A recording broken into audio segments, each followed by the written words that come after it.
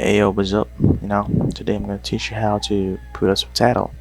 Everyone's allowed to watch movies in our big TV and our smart TV. I'm gonna teach you how to put a subtitle. Okay.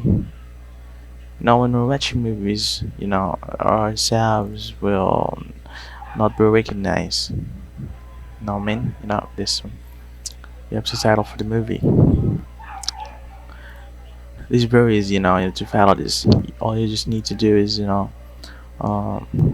rename this and copy the file name of the movie, the MP4 file, just like what I'm doing to this one, and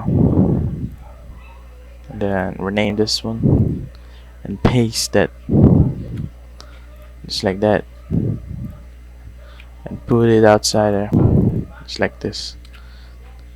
Yeah, that's it. Thank you for watching. Hope you like and subscribe to this channel. Thank you.